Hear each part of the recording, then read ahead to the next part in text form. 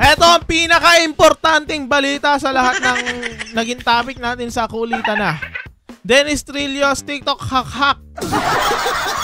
Ang comment na may ABS pa ba? Hindi daw sa kanya, sabi ng agency niya. Ito ay article ng Inquirer.net.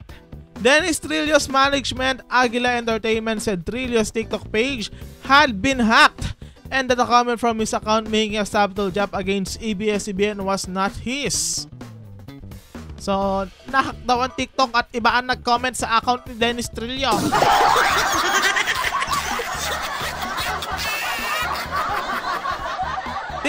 Trillo caught the attention of netizens after he responded to a netizens on TikTok who asked him kung nag-transfer na ba si Jenny Lynn sa ABS-CBN dahil wala sa GMA station ID si Jenny Lynn Mercado. At ang kanyang reply, may ABS pa ba?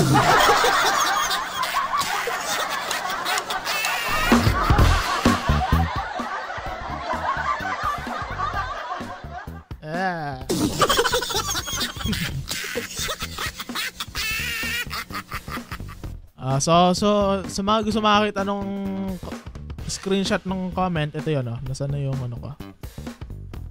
Ito pala. Nakalimutan, Diyos ko. Ano, Kuya Dennis, sana masagot mo ito. Bakit wala si Ma'am Jen sa GMA Station ID at totoo po ba nalilipat siya sa ABC-CBN? Ang sagot, may ABS pa ba? Kasi sabi niyo, naku po, Diyos ko. Anyway, reacting to the now viral comment, Aguila Entertainment said in an official statement on Monday, July 1, that the actor's TikTok page was hacked and that the comment was made by someone using his account. Sinasabi ng Aguila Entertainment na nahack ang account ni Dennis Trillo at hindi si Dennis Trillo ang nag-comment na ngayon. At basahin natin ang buong statement ng Aguila Entertainment. Syempre with background music para sa inyo. Nasaan na yung background music natin? Ito. We would like to inform everyone, we would like to inform the public that Dennis Trillo's TikTok account has been hacked around noon time today, July 1, 2024. There were some comments made using his name, and we assure everyone that it was not his doing. It is very unlikely of Dennis to make such remarks, and he is a person who has nothing but kindness and respect in his heart.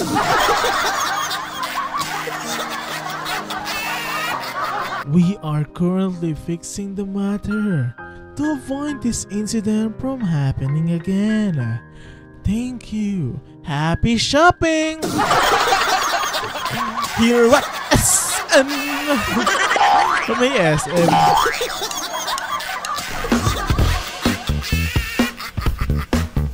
Trillo's agency said the matter is being fixed and that it's unlikely for the actor to make such remarks on social media. So sinasabi dito na hindi magagawa ni Dennis yan. Kasi may mabuti siyang kalooban. Diba? Grabe naman. Meanwhile, the agency's general manager John Enriquez said from X that the actor is busy filming the historical drama Pulang Araw and has limited access to his phone. So sinabi naman ng general manager ng Aguila Entertainment na nasa typing ang loko. At hindi daw magagamit ang cellphone. Ito ang tweet niya, mga kaibigan. Lagyan natin ng background music. We are investigating the situation. But do know na hindi po si Dennis yun. He is currently taping for Pulang Araw and have limited access to his phone as per his PA. We advise the public not to jump into conclusions with regard to this incident. At iba yung tono ko.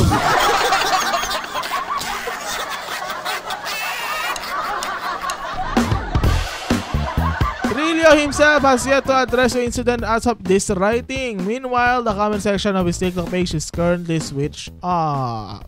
Pero may ibang speculations ang mga netizens.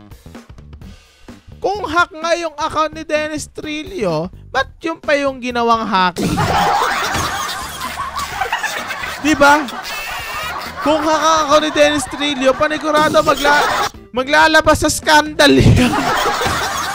Hindi magko-comment ng ganyan. Parang tapik lang yan kay Dennis eh. Kung hack yan, tapik lang yan. Diyos ko. Anyway, ano masasabi dyan sa may ABS pa ba ng comment ni Dennis Trillo? Comment down below.